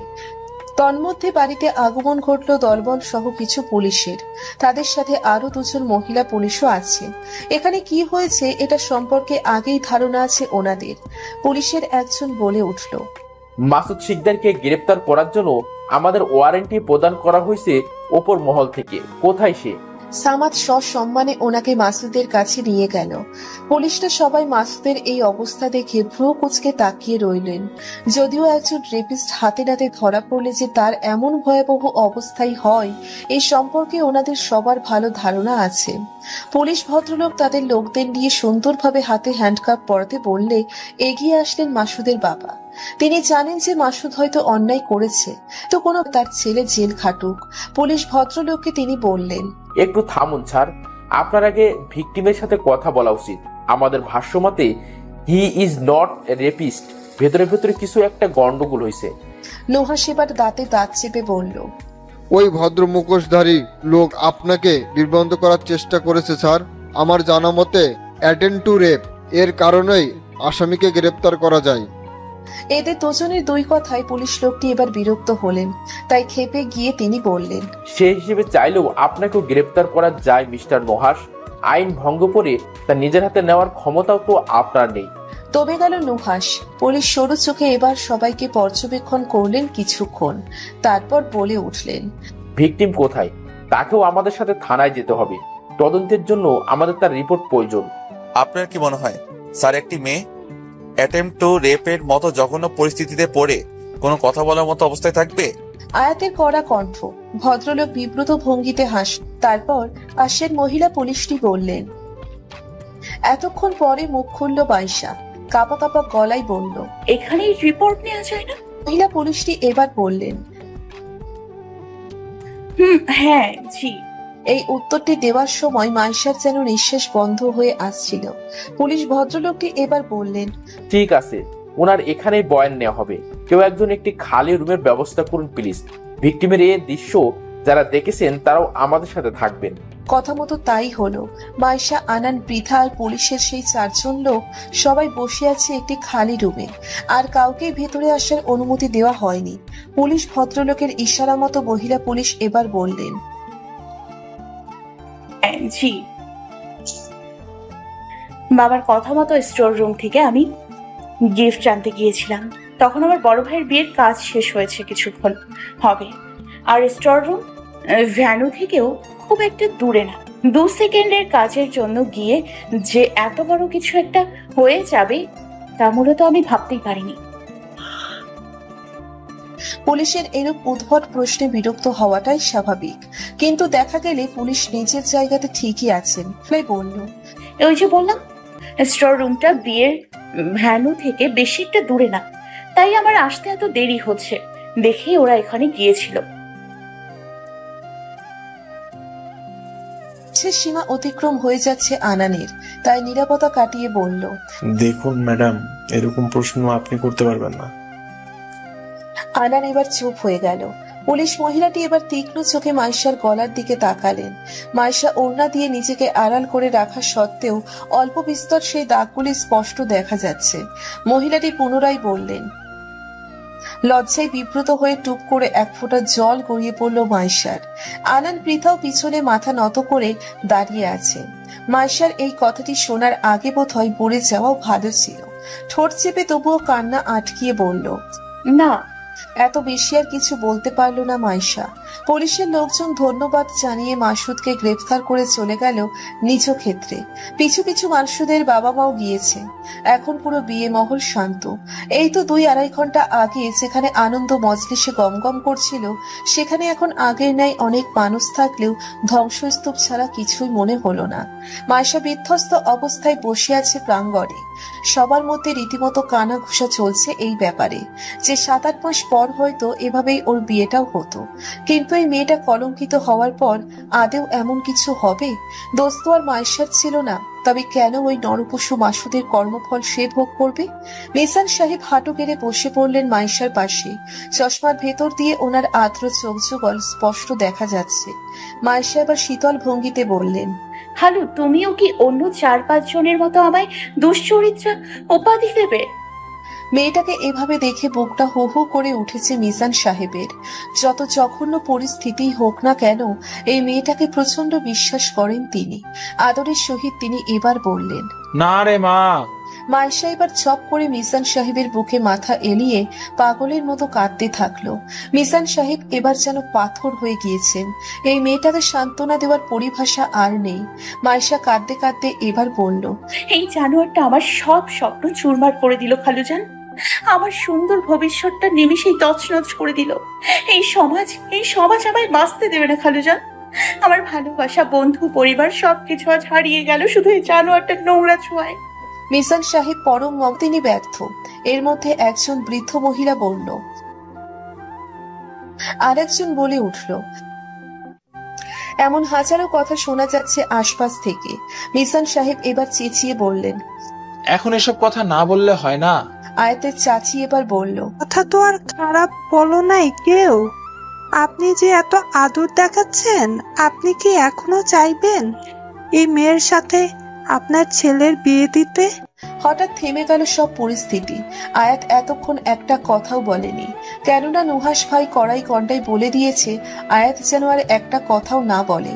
এখানে আয়াতের কথা বলাতে পরিবেশ আরো বিগড়ে যেতে পারে, তাই নুহাস আগেই নিজের পূর্ব বিচক্ষণতার সাহায্যে আয়াতকে চুপ থাকতে বলল।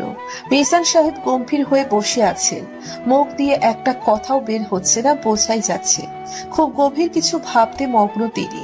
সবাই ভেবে নিল যে মিজান সাহেব হয়তো সুযোগ মতো আয়াত আর মাইশার বিয়ে ভেঙে দিবে। আয়াত তখনও উদাসীন ভাবে ওর বাবার দিকে তাকিয়ে থাকলো। নীরবতা কাটলেন মিজান সাহেব, ঠোঁট নাড়িয়ে বলে উঠলেন, হ্যাঁ আমি দেব আমার ছেলের সাথে মাইশার বিয়ে। আমার ছেলে ওকে আগলে রাখবে, ওর নিমিষে চুরমার হয়ে যাওয়া জীবনটা আবার স্বাভাবিক করে দিবে।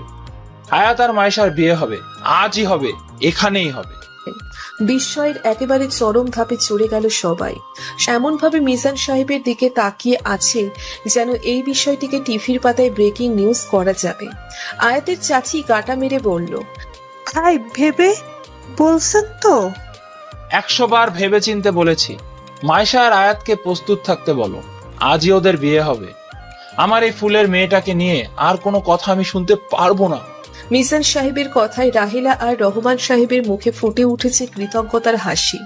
মাইশাও নীরবে নিজের খালুজানের দিকে তাকিয়ে আছে, আর পরপর জীবনের বড় দুইটা ধাক্কা খেল। এত কিছু সামলাতে পারবে তো?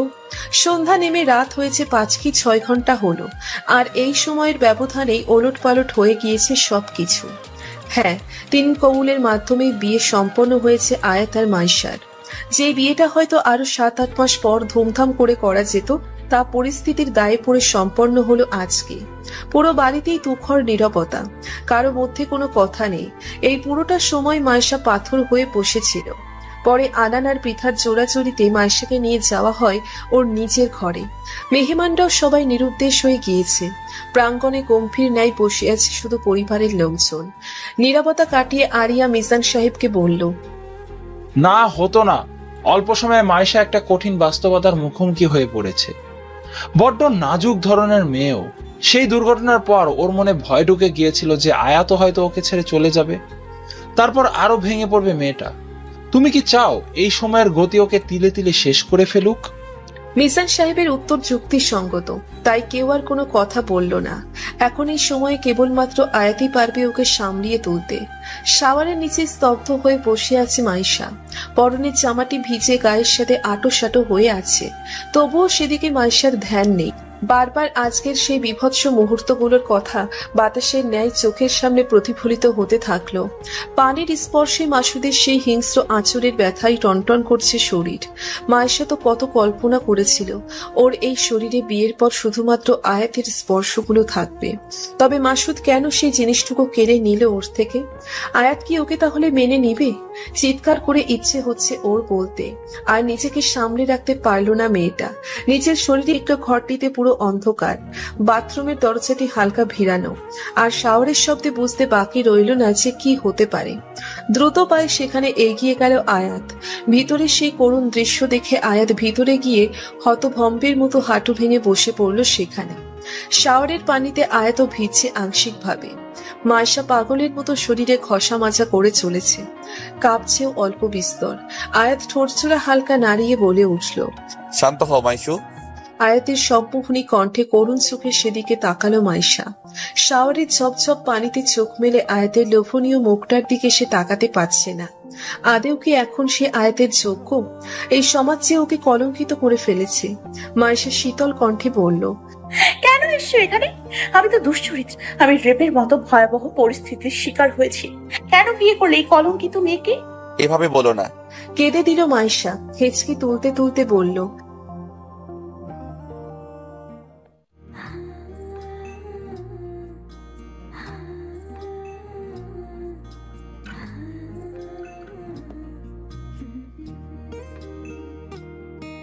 মাইশার কথা শেষ হওয়ার আগেই আয়াত ক্ষিপ্ত গতিতে বুকে জড়িয়ে নিল মাইশাকে।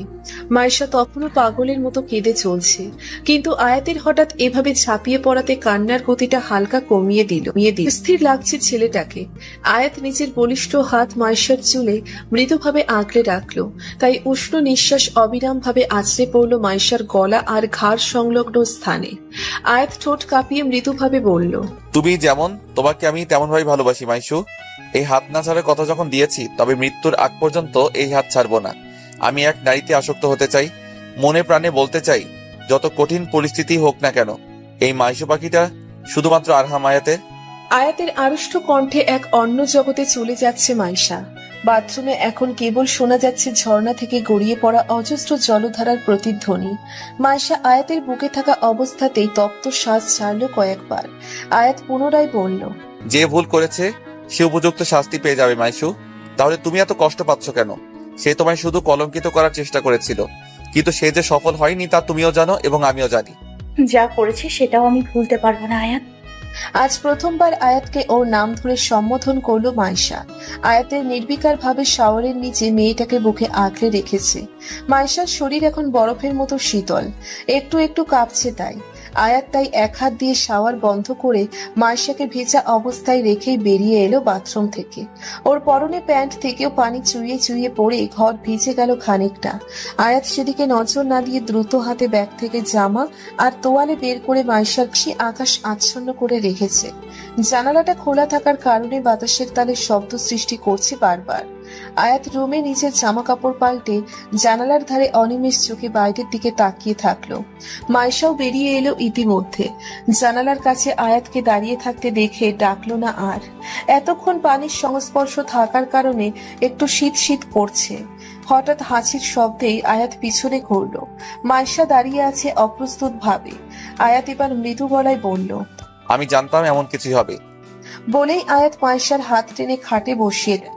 মাইশার হাত থেকে তোয়ালে কেড়ে নিয়ে চুলগুলো মুছে দিচ্ছে সন্তর্পণে। মাইশা দুহাতে খাটে রেখে পাথরের ন্যায় বসে রইল। মনে কাজ করছে জানা অজানা নানা সূক্ষ্ম অনুভূতি। চুলগুলো ভালো মতো মুছে দেওয়ার পর আয়াত হাঁটু বেড়ে বসে পড়ল মাইশার কাছে। ওর ফর্সা মুখ অনেকটা বিবর্ণ হয়ে আছে। চুলগুলো ভিজে থাকার কারণে কপালে আঁটো সাঁটো হয়ে রয়েছে। একটা নিঃশ্বাস ছাড়লো আয়াত, উদ্বিগ্ন কণ্ঠে বলল, তোমার এক একটা কথা যে ঠিক কিভাবে আমার বুকে আগুন লাগাচ্ছিল তুমি জানো? এতটা নিষ্ঠুর কিভাবে হতে পারলে তুমি, যে মরে যাওয়ার কথা বলা শুরু করেছো এখন? তোমার এক একটা কথার ওজন তো কয়েকশো টনের মতো আছড়ে পড়লো আমার বুকে। কষ্ট কি তোমার একা হয়েছে? মোটেও না, আমিও কষ্ট পেয়েছি, অনেক আকাশ ছোঁয়া কষ্ট। তখন বলা তোমার প্রতিটা কথা তীরের মতো বিঁধেছে আমার বুকে। কিন্তু প্লিজ এরকম কথা বলো না মাইশু। আমার একটু ভুলের জন্য তোমার যদি আবার ক্ষতি হয় তবে আমি নিঃশেষ হয়ে যাব। এই আয়াতকে অস্থির দেখাচ্ছে। মাইশার চোখ গিয়ে গড়িয়ে পড়ছে জলের অবাধ্য ধারা। আয়াত কাল বিলম্ব না করে হুলুস থুলুস ভাবে নিজের ওষ্ঠদ্বয়ের অস্তিত্ব হারিয়ে ফেলল মাইশার ওষ্ঠে। এই প্রথম একটা নতুন ছোঁয়ায় হারিয়ে গেল দুজনে। যেখানে শুধু ভালোবাসার অস্তিত্বই প্রবলভাবে রয়েছে।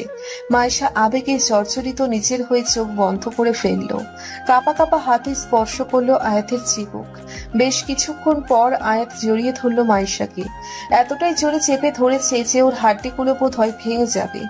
আয়াত তা বুঝতে পারলো কিনা কে জানে, তবুও কানের কাছে ফিসফিসিয়ে বলে উঠল, আমার স্পর্শে তোমার সমস্ত যন্ত্রণা ভুলিয়ে দেব মাইশু। কতটা সীমাবদ্ধতায় আমায় থাকতে হয়েছিল জানো? তোমার উদ্ভট পাগলামিতে নিয়ন্ত্রণহীন হয়ে পড়লেও কখনো সাড়া দেয়নি। কিন্তু তোমার এই কষ্ট আমি সহ্য করতে পারছি না। আজকের এই খারাপ দিনটাকে আমি সুন্দর মুহূর্তে পরিণত করতে চাই। মাইশার কি হলো সে জানে না, শুধু নির্বিকার ভাবে আয়াতের বুকে মিশে ঘন ঘন শ্বাস নিতে থাকলো। বুকে অজস্র বার ঠোঁট ছুঁয়ে বলল, আমি ভালোবাসি তোমায় আয়াত, এর বেশি আর কিছু ভাবতে পারবো না। আয়াত স্তব্ধ হয়ে আছে। মাইশার মাথায় হাতের বিচরণ চালাচ্ছে আলতোভাবে। বাইরে হালকা হাওয়া বহমান। ফুলের একটা তীব্র ঘ্রাণ পরিবেশটাকে মোহনীয় করে তুলছে। আজই হয়তো গাজীপুরের শেষ রাত। মাইশার সাথে এই রাতের প্রহরটা আকস্মিক হলেও আয়াত মুগ্ধতার সাথে তা সামলে নিল। এই বৃষ্টিময় রাত্রিতে তোমায় প্রবলভাবে আঁকড়ে রাখবো মাইশু পাখি। একটি প্রবাদ আছে, সময় আর স্রোত কারোর জন্য অপেক্ষা করে না। ঠিক তেমনি ভাবে সময়ের তালে সবকিছু এগিয়ে চলেছে নিজস্ব গতিতে। মাসুদ তার উপযুক্ত শাস্তি পেয়েছে এবং অর্পির মা আমেনা বিবিও সম্পর্ক ছিন্ন করতে বাধ্য হয়েছেন তাদের নিচু মন মানসিকতার জন্য। যারা মায়েশাকে দোষারোপ করেছিল পরবর্তীতে নিজেরাই তারা অনুতপ্ত হয়েছিল। ব্যাপারটিকে এত রসালো করে তো। আর সবচেয়ে কাছের মানুষ আয়াত, যার সাপোর্ট ছাড়া হয়তো মায়েশা এতদূর এগিয়ে আসতে পারত না। ওদের বিয়ে হওয়ার পরপরই আয়াত কাজে মন দেওয়া শুরু করেছে। বাবার ব্যবসাটা সামলানো প্রথমে ওর জন্য কষ্টকর হলেও নুহাসের সাহায্য নিয়ে তা অনেকটাই এগিয়ে নিতে পেরেছে। বিয়ে করেছে শাওনও, বাবার বন্ধুর মেয়ের সাথে। মেয়েটার নাম নিশি। অ্যারেঞ্জ ম্যারেজ হলেও প্রথম দেখাতে যে কেউ বলতে বাধ্য ওদের লাভ ম্যারেজ, কেননা অল্প সময়ের মধ্যে একে অপরকে ওরা মানিয়ে নিয়েছে। সামাদ পৃথাও বিবাহ বন্ধনে আবদ্ধ হবে শীঘ্রই। শুধু বাকি রয়ে গেল আনান। মেয়ে দেখতে নিয়ে গেলে এতটাই উদ্ভট প্রশ্ন করে বসে যে মেয়ে পড়ে হাতে পায়ে ধরে বলে, ভাই আপনার ভাই পড়ি, আমারে বিয়ে করবেন না। অতপর আনানের এসব কাণ্ডে অতিষ্ঠ হয়ে ধরেই নিল এই ছেলে আর মনের মতো বউ খুঁজে পাবে না। এভাবেই দিন চলে যাচ্ছে সবার। মায়েশা এখন অনেকটা প্রাণবন্ত, সবার সাথে হাসি মুখে কথা বলে। আয়াত অফিস থেকে এলে ওর সবকিছু গোছগাছ করে রাখে। এক কথায় আগের তুলনায় বন্ধন যেন আরো গভীর হয়েছে। কিন্তু আয়াতের একটি বিষয় নিয়ে বড্ড অতিষ্ঠ মায়েশা। ছেলেটা কাউকে না বলে এখনো হঠাৎ করে শাওনের সাথে ঘুরতে বেরিয়ে যায়। মায়েশা এ নিয়ে প্রচুর অভিমান করলেও আয়াত পরবর্তীতে এমনভাবে ওকে বোঝায় যে মায়েশা না হেসে পারে না। তবুও আয়াত বারবার একই কাজ করে চলেছে। আজ বিকেলেও ঘটল এমন ঘটনা। আয়াত ওর মোবাইলে টেক্সট করলো যে আজ আস্তে আস্তে ভোর 4টে কি 5টে বাজবে। লং ড্রাইভে যাবে শাওনের সাথে। এটা থেকে মনে পাহাড় সমান অভিমান জমে উঠল মায়েশার। আজ ওদের বিয়ের 1 বছর হতে চলছে, আর এই ছেলেটা কি তবে তা ভুলে গেল? আজ সারাদিন রাহিলা বেগমের সাথে খেটে কত কিছু রান্না করেছে, এর পছন্দের খাবার। ছেলেটার আদৌ সেটার হদিশ আছে? এতদিন তো ঠিক ছিল, তবে আজ এই কাজটা না করলে পারতো না? এত নিষ্ঠুরের মতো কিভাবে মেসেজ দিয়ে ফুরুত হয়ে গেল? না, আয়াতকে একটা উচিত শিক্ষা দিতেই হবে। এতদিন আয়াত না বলে হঠাৎ ঘুরতে গিয়েছে না, আজ মায়েশাও সেই কাজ করবে। কথা মতো তাই কল দিল আনানকে। ট্রেনের ঝকঝক শব্দে আলোড়ন সৃষ্টি হচ্ছে চারিপাশে। রাতের আধারে বাহিরে দেখা যাচ্ছে মস্ত বড় একটা চাঁদ। কি ফুরফুরে এখানকার হাওয়া, যেন সেই স্পর্শে মানুষ অন্যত্র হারিয়ে যাবে। ট্রেনের বগিতে ক্লান্তভাবে বসে আছে অর্পি, আনান আর মায়েশা। অর্পির ঘুমো ঘুমো শরীর এলিয়ে পড়েছে মায়েশার কাঁধে, আর আনান মনে মনে দরুদ পড়তে ব্যস্ত। কিরে আনাইন না, এমনি দরুদ পড়তে সুচ্ছে? তুই তো ট্রেনে ভয় পাওয়ার মতো মানুষ না। আমি তো আছি আমার চিন্তায়। একে তো নুহাস ভাই আমার এগুলো তোদের দুজনে পৃথার বাসায় নিয়ে যেতে শেষে কি ওয়ার্নিং দিল, মেয়ের পরাণের বউ আর বোনের যদি কিছু হয় আমারও তবে কিছু করতে করে ফেলবে। এদিকে এই মায়াটা আয়াত ভাইরে না বলে আইছে। যদি আয়াত ভাই ওদিকে জানে আমি তার বউরে নিয়ে ভাগছি, আমার তো তাইলে গর্দন কাটা যাব। ওগুলা কি তোরা বুঝবি? পড়ছে তো আমি মান কাটছি ভাই। মিটমিটিয়ে হাসলো দুজন। আনানের এরকম অবস্থায় যেন ওরা না হেসে পারছে না। ট্রেন ঢাকা ছেড়ে অনেক দূরে এগিয়ে এসেছে, আর 2-3 ঘন্টা পেরোলেই তা পঞ্চগড় স্টেশনে গিয়ে থামবে। তাছাড়া বাংলাদেশের উত্তর প্রান্তে পঞ্চগড় হওয়ার এখানে ঠান্ডার প্রকোপ অনেকটাই বেশি, তাই যতই উত্তরে এগোচ্ছে তারা ততই শীতল অনুভূতি হচ্ছে। আচ্ছা, আয়াত যদি জানে যে সে বাসায় নেই, তাহলে আয়াতের রিয়াকশন কেমন হবে? ছেলেটা কি আদৌ বুঝতে পারবে ওর রাগের কারণ? শীতের কারণে চোখে ঘুম ভর করছে মাইশার। এখন ঘুমোলে মন্দ হয় না। রাত্রির শেষ প্রহর কেটে ঘনিয়ে এলো ভোর। আকাশ পরিষ্কার হওয়া শুরু করেছে। ট্রেনের জানালার ফাঁক দিয়ে হয়তো কিছু মুহূর্ত পরেই আলো আঁচড়ে পড়বে। ট্রেন এখন থেমে আছে পঞ্চগড় স্টেশনে। পিটপিট করে চোখ খুলল মাইশা। অর্পি ওর কাঁধে হাত দিয়ে ঘুমিয়ে আছে। চশমা আর আগের জায়গায় নেই, নিচে পড়ে যাওয়াতে ভেঙে গিয়েছে। দীর্ঘশ্বাস ছাড়ল মাইশা। এবার এই মেয়ে যে ঘুম থেকে উঠেই কিছু দেখতে পারছি না, গান শুরু করবে এটা নিশ্চিত। উঠেছো তাহলে? উনি তো মেয়েটা। আনানের পাশে আয়াত বসে আছে। আনান সিটে মাথা হেলিয়ে নাক ডাকতে মগ্ন, আর আয়াতের চোখ মুখ দুর্বল, চুলগুলো এলোমেলো, পরনে গতকালকের সেই অফিসের জামা। মায়েশা চেঁচিয়ে বলে উঠল, আনান জলদি ওঠো। মায়েশার চিৎকারে আনান সহ অর্পিও উঠল। বগিতে থাকা বাকি লোকজনও ব্যাগ নামাতে নামাতে বিরক্তি ভঙ্গিতে মায়েশার দিকে তাকালো। আনান পাশে ফিরে আয়াতকে দেখতেই স্তব্ধ হয়ে যায়। কাঁপা কাঁপা গলায় বলল, ভাই আপনি? ইচ্ছে তো করছে নুহাস ভাইয়ের মতো ঠেসে ঠেসে 2টা চড় মারি। আমার পারমিশন ছাড়াই আমার বউরে নিয়ে আসছো তুমি। আনান বেচারা পারছে না শুধু কাঁদতে। বিচলিত হয়ে বলল, আমার কি আপনাকে মানুষ মনে হয় না? বউ কয় ওরে না নিয়ে গেলে মারবো, ওদিকে জামাই কয় নিয়ে আসছে দেখা মারবো। আমার গালের কি সরকারি সম্মুখ পাইছেন নাকি?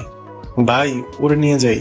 আয়াত চোখ গরম করে মায়েশার দিকে তাকালো, তারপর বলল, একটু লং ড্রাইভে গিয়েছিলাম অফিস থেকে। তোমার যাওয়ার 3-4 ঘন্টা পর শুনি যে তুমি নাকি পঞ্চগড় যাচ্ছ।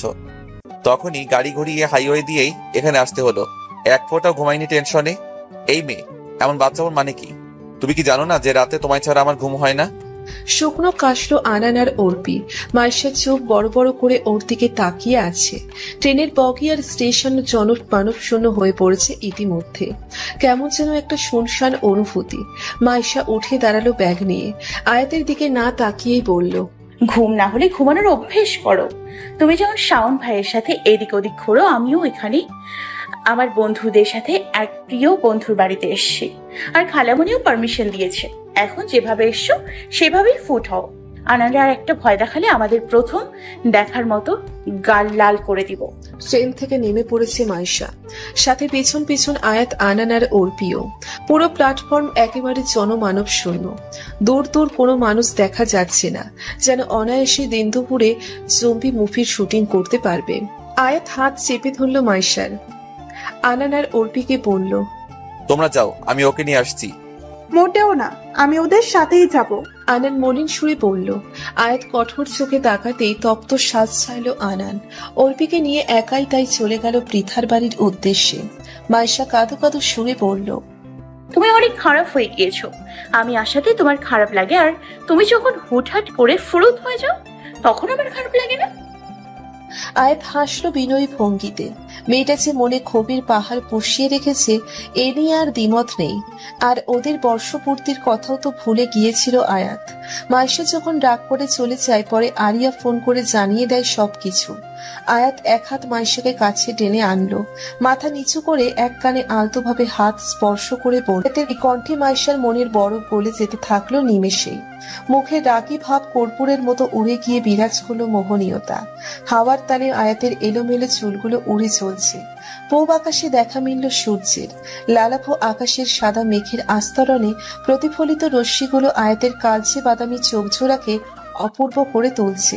সেই চোখের সৌন্দর্য যেন ছড়িয়ে পড়েছে পঞ্চগড়ের সুন্দর এই দৃশ্যপটে।